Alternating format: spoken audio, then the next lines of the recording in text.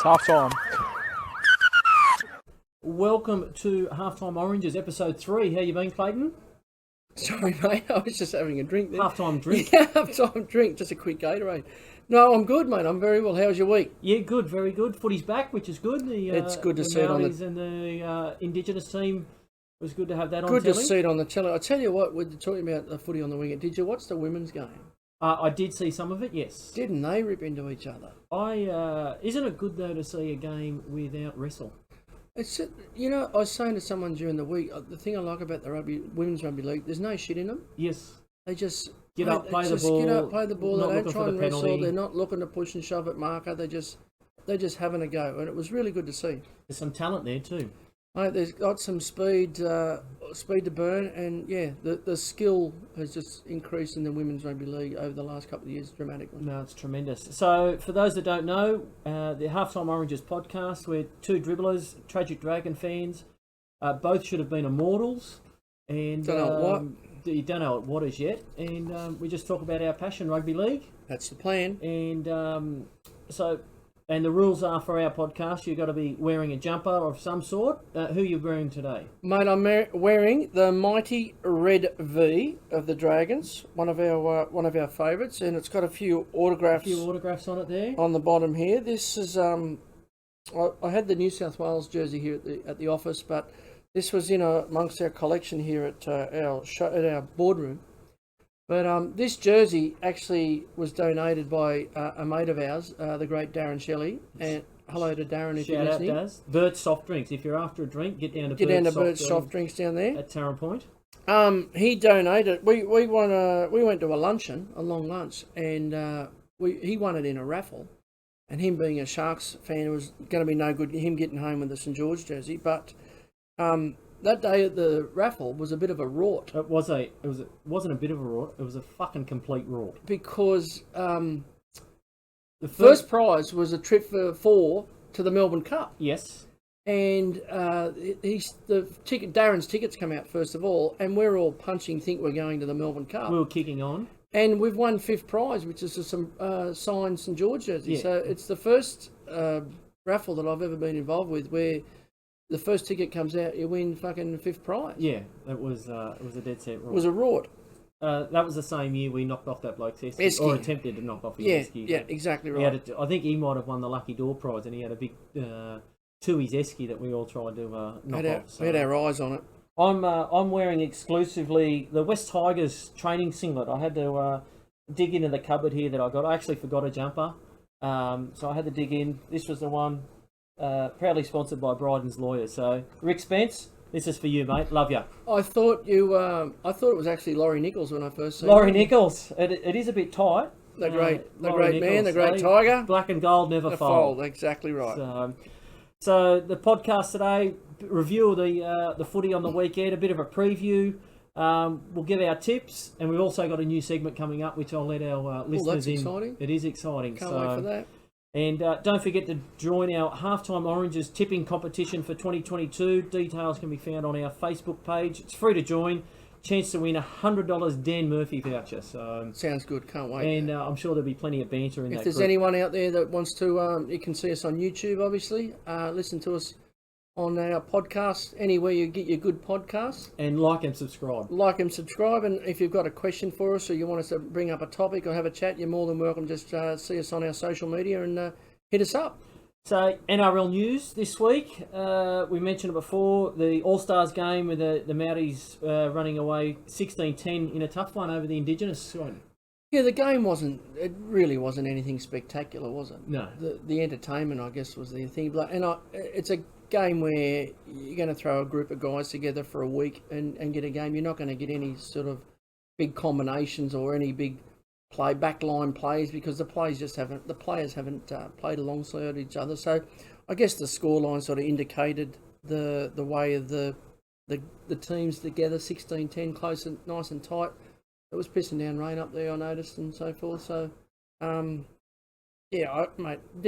wasn't anything spectacular. That's 3 in a row now for the Maoris? Yes, 3 wins in a row. So It's but it does need to happen. That type of game needs Oh, to without a happen. doubt, it has to be on the calendar. It's good for the culture of Yeah. both teams there and both tribes and mobs and that type of thing. Good start to the year, Yeah. and it's obviously a good celebration because they have the touch footy on there with the Maoris and the Indigenous, and then they had the women's rugby league, which we touched on, which was really good. And then that was probably the best game, I feel, the women's rugby league game. Yeah. And then the men's. So no, it's good. I'd like to see in possibly similar to the NBA an All-Star weekend. Yeah. Where we get all the goal kickers. Have the goal kickers have a shootout and have a sprint and then the fastest man in rugby league. And even a skills challenge that you've got to make 3 tackles and then you've got to chip over the top and then you've got to throw a pass 10 metres to against the left and 10 metres to the right and then kick a field goal or something, whatever it is, against the clock, similar to what the NBA do. Yeah. And just make it a full celebration. Yeah. Of it, yeah. The sharpshooters, the sprint, that type of thing. I think that'd be good. An all-star weekend as such. Yeah, and even you could have, and I know the Nines did a little bit of that, but the Nines, you could have a celebrity all-stars touch footy game as well. And I think there's something there that the NRL possibly we might get onto the NRL and just hit them up with some ideas. Well, I think I've heard you talk about back in the day they used to have like the NRL Olympics, wasn't it, or something like that? Yeah, leagueathon. I know that. Like in the mid-70s, they had a league. Am I that old? They had the leagueathon back in the 70s, which I suppose was similar to like Magic Round. Yeah. But they did have, they had different events there and test out the fastest player and all that sort of stuff. The egg and spoon race, the the tug of war, all that sort of shit. That type of thing. So, St George Dragons, our team, extend Anthony Griffin's tenure as coach until the end of 2023. Thoughts? Yeah, I think it's a good idea. When I heard about this yesterday, I was all for it because 2022 he's obviously signed a fair few players. I think it's probably 12 new players, 12, 14 new fresh faces there at the Dragons lineup. And if he's brought all these players in, and not all of them have signed for 1 year, so it's probably good that he's going to be there for a couple of years with them. I think it had to happen because, you get rumblings early in the season, as the coach saying, and then all these guys that have just come to the club. What's going on with Hook? Is he staying? Is he going? It's good to get it out of the way early. Everyone knows what they're doing. The players know what they're doing. The coaches know what they're doing. Hey, we're here for the next 2 years. Adds a bit of confidence to the squad too, I think, as you sort of mentioned. Everything's settled. All right, now let's concentrate on footy for the next 2 years. 2021, he sort of inherited Mary McGregor's squad. He's put the cleaners through that, and he's got in some new faces. Let's see how they gel. Let's see what's going together. So we've got a couple of Vale's rugby league identities passed away in the last week or so. Olsen Filipano. What a player. I actually didn't get to see him, being a little bit younger and don't remember. So he was 64 years old. 68. No, he's 64. Oh, 64, was he? 64, yeah. Died young, didn't he? 64. Yeah, so he's a bit of a trailblazer. He sort of was the first Polynesian player to play in the New South Wales Rugby League, where he enjoyed stints with North Sydney, Balmain and East. Yeah, he's probably most known at the Tigers, but he had time at East and the Bears, like you mentioned. But he was an international. I believe he got picked from reserve grade to play for the Kiwis, and they actually beat Australia. Yeah, there was probably only two. There was probably only two that I can think of. So there was another North Sydney Bear, a bloke called Fred Arcoy. He was a Kiwi international, and same again. He got picked from reserve grade. He was like a 5'8" centre. He got picked from reserve grade 2 from the Bears to play in the international. But yeah, Olsen, mate, what a player! He had massive thighs on him. Big mobile. He was the same again. He was a 5'8" centre.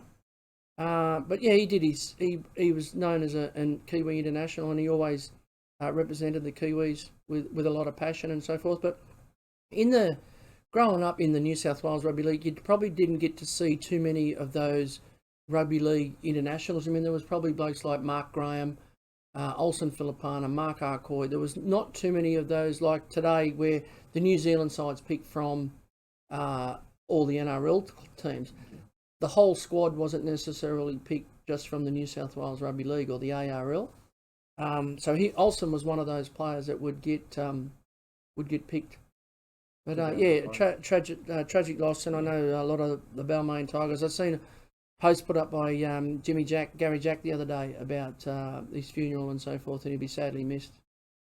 And the other one was Mark Schulman, who was a Dragons player in the 70s. He was halfback there in the grand final in 77. Yeah, he actually didn't. He didn't play in the 77 grand final because he was injured. He'd been injured the week before. Ray Price had got hold of him and shortened him. He had a back injury. I think he only retired in 78. And obviously 79, Slippy Morris came in and played for the Dragons and won the comp there. But Mark Schulman was only a jockey. He was only. I believe his nickname was Bantam. Bantam, as in bantamweight, or that's right. But he's only 5'2", and mate, if he was any heavier than 60 kilos, but tough. You know, they all had to be tough in those days. You know, all those players that played in that era, they had to be tough. And he didn't shirk any responsibilities. But he was only a little fella. But Jesus, mate, he led the club, led the team around the park. But he's only 70 years of age. But time again, sadly missed Mark Schulman. He was a Ramsgate United junior too, which I believe our father. He was Ramsgate United junior. Another mate of ours, Solid Smithers. I was talking to Solid yesterday, and Solid said he played against Mark Schulman and so forth. It's same year. I didn't know that Bantam was a Ramsgate United player. Yeah. So thoughts to both their families. Yeah.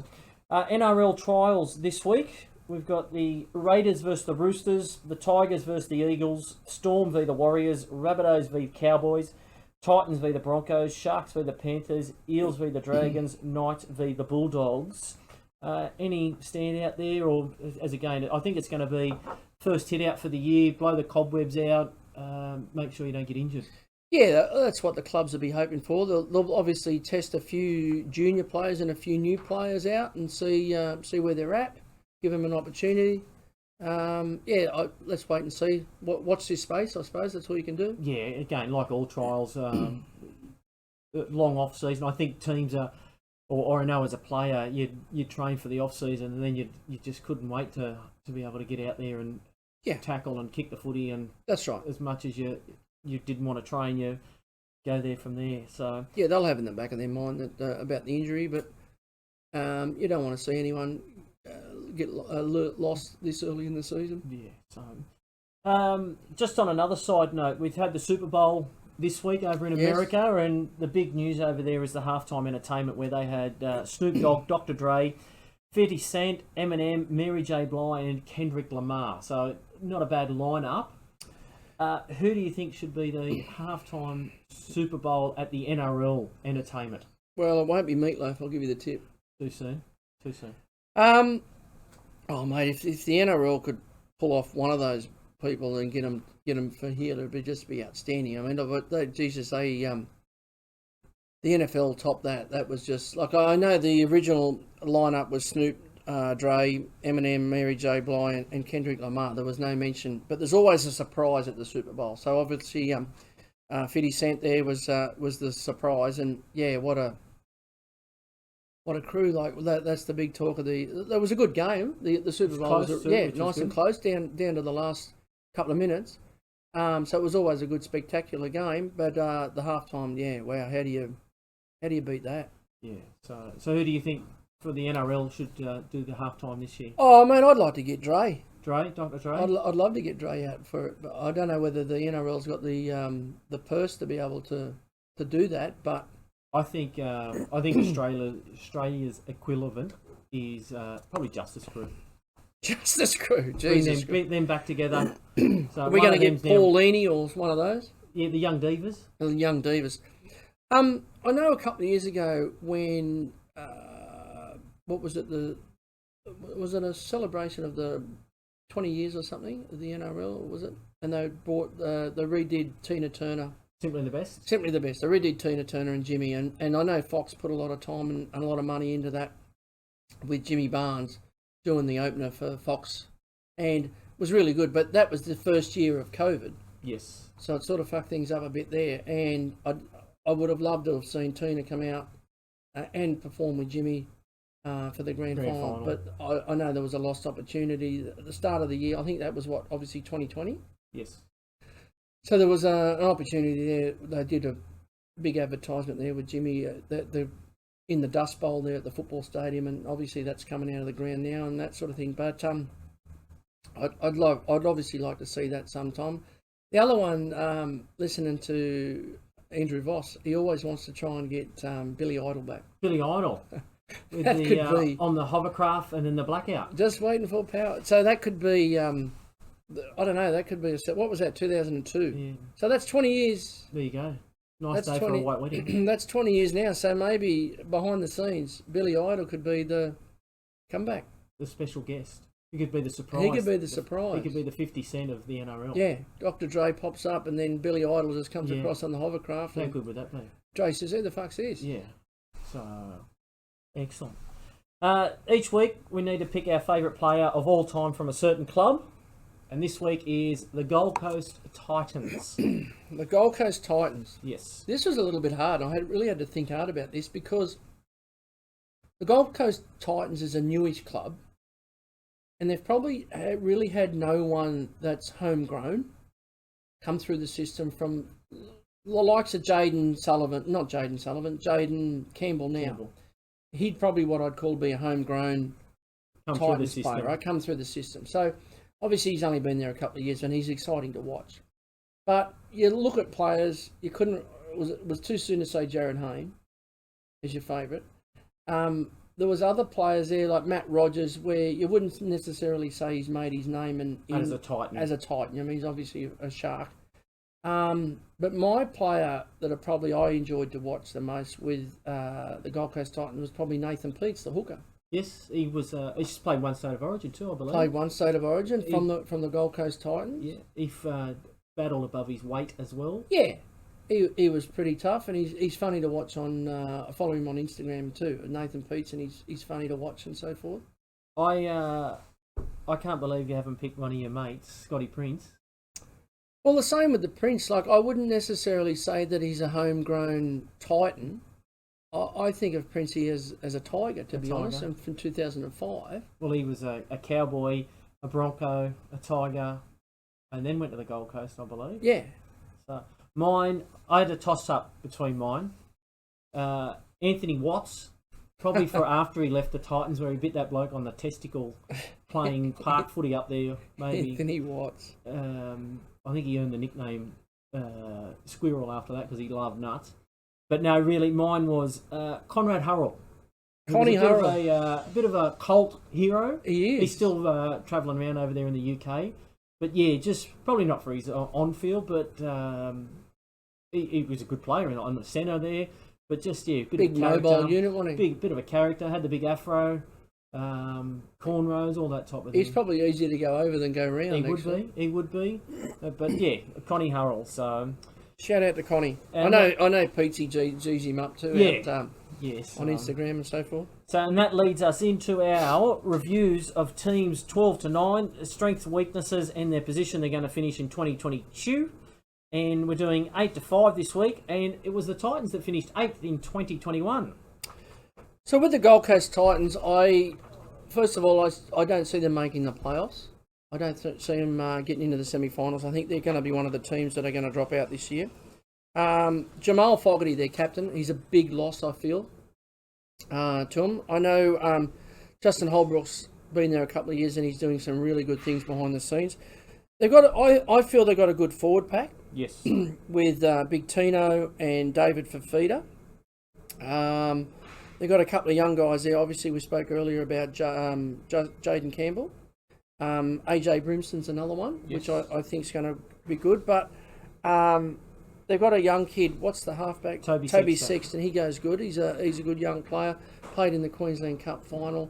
Goal kicks. Played a little bit of first grade last year. They're going to be a work in progress. I think they're going to be a work in progress. I don't see them making the 8. I think they'll probably finish around about 10th or 11th. Yes. But that's where I feel is on the Gold Coast Titans. I think you're spot on about their forward pack, but I think their weakness is definitely their backs. Obviously, Campbell's now going to have to play fullback, and that's where he's suited to because he's electric.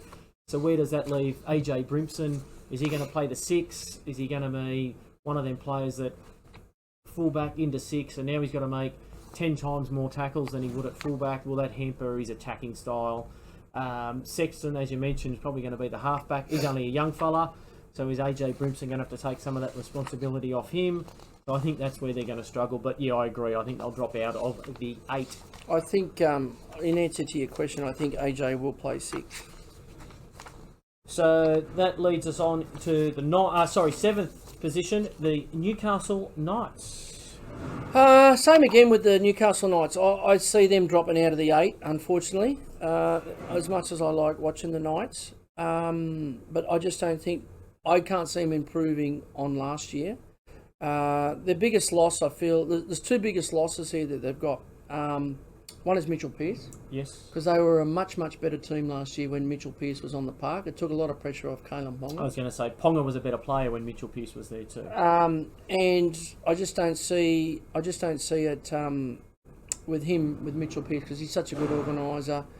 He's such a competitor. He's got a good kicking game, and I just think that's going to be a big loss for him. And they haven't really fulfilled that. They haven't really filled that position. I know they've signed Adam Clune from the Dragons, but Adam Clune defensively goes good, but I just don't think he's going to be the player to fill in Mitchell Pearce. The other player that I think is a big loss for him is Connor Watson. Yes. Because he was just a Mr. Fix-It. He played anywhere around the park, and same again, tough competitor, had a go, but I think he's going to be a massive loss for him.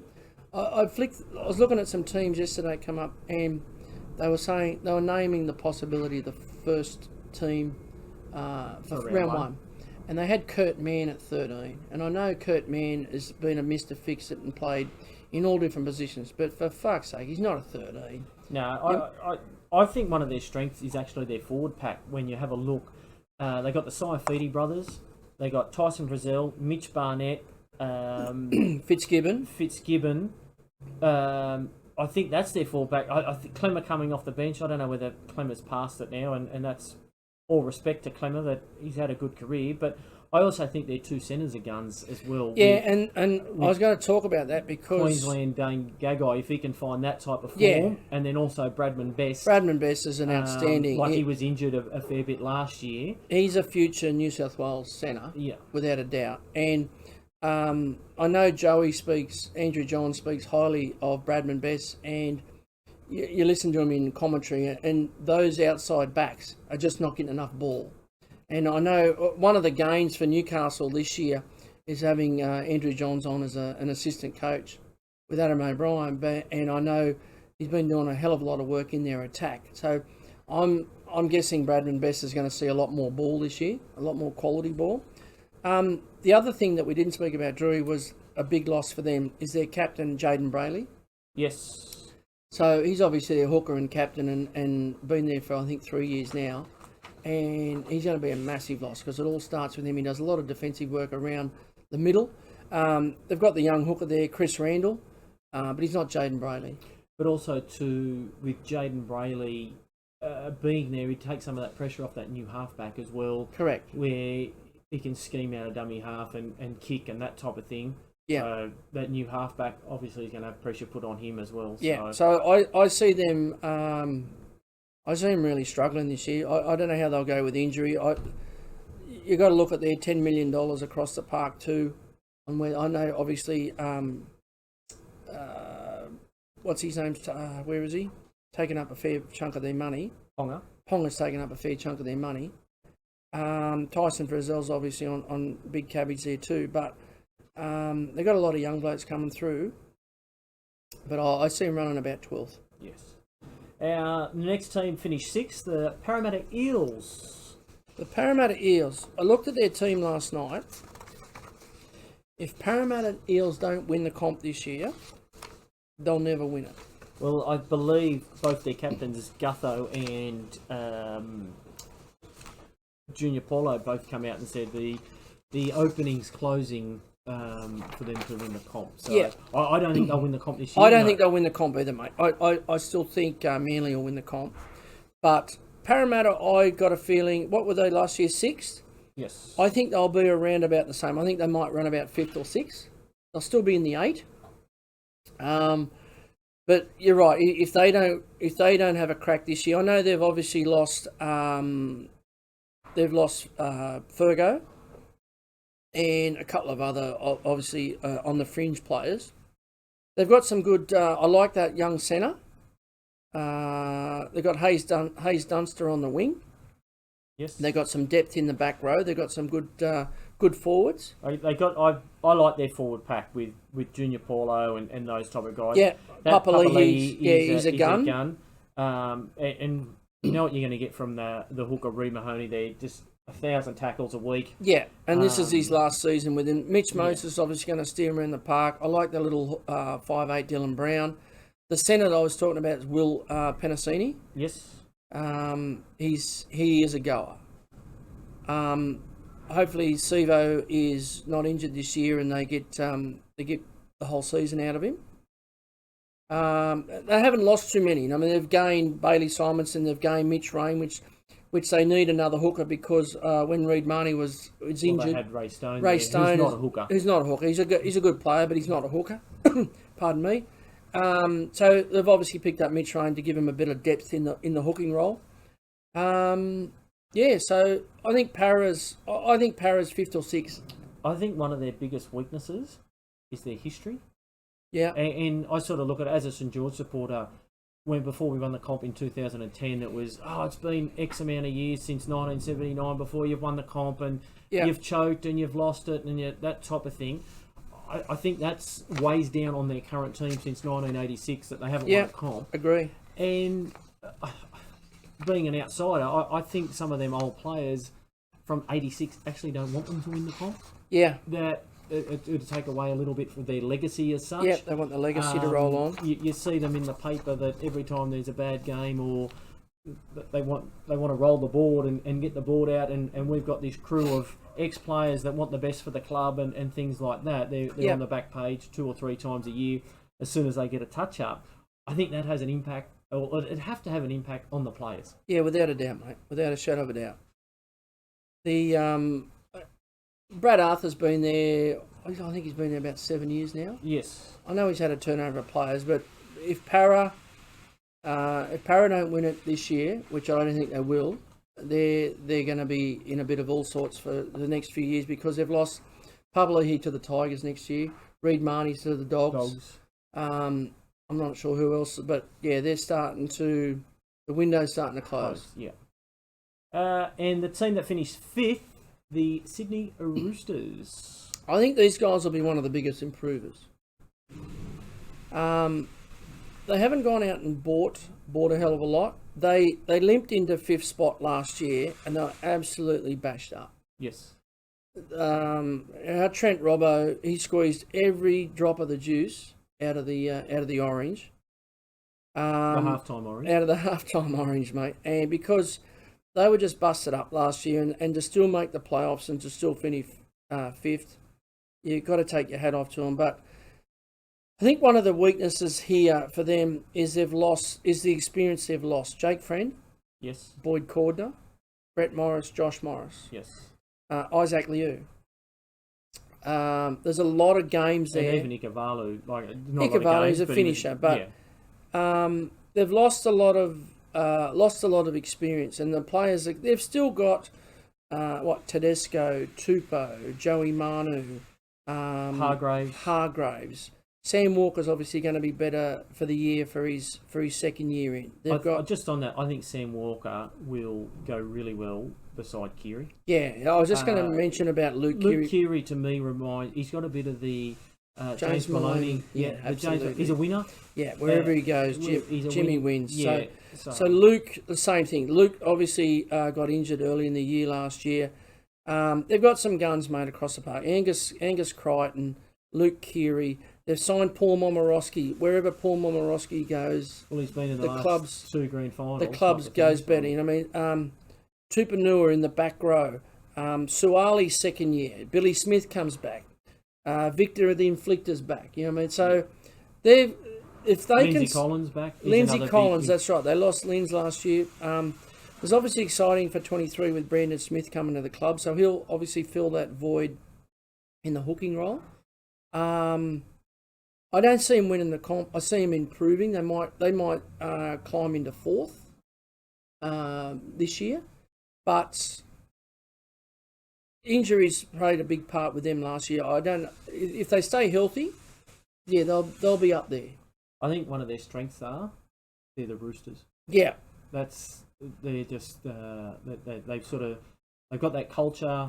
Robbo's created that culture, mate. I've had an opportunity to go along to a meeting with Trent Robbo and spend some time, mate. And when you finish there, you're ready to run out for him. He's just a gun.